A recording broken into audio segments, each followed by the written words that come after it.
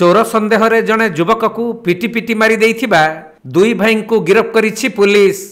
आउ सेमाने हत्यारे व्यवहार करिथिबा एक बाउंस ठेंगा को पुलिस जबत करिछि।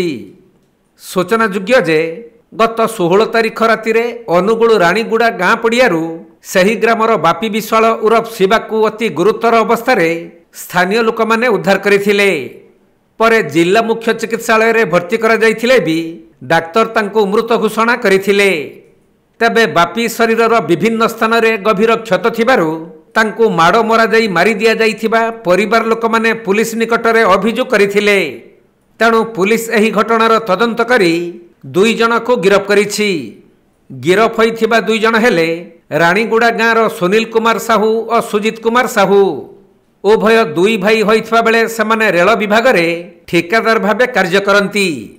तेणु सेमानक घर निकटरे विभिन्न प्रकार लुहा सामग्री स्टोर करी रखिछंती। सेपटे मृत बापी विभिन्न स्थानरू पुराणा लुहा संग्रह करी कबाड़िया खाना बिक्री करुथिला। तेणु गत किछि दिन तले बापी सुनील सही स्टोर आगरे बुलुथबार देखि दुई भाई सुनील और सुजित बापी को तागिद करथिले।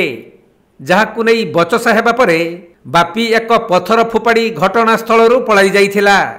तेणु सुनील और सुजित रागरे बापी को खोजी खोजी त्रिवेणी छक निकटरे थिबा पड़ियारे एक बाउंस ठेंगारे माड़ मारी चंपट मारिथिले। जहा फलरे बापी गुरुतर होई पड़िथिला एवं परवर्ती समय रे मेडिकल रे तांकर मृत्यु होइथिला।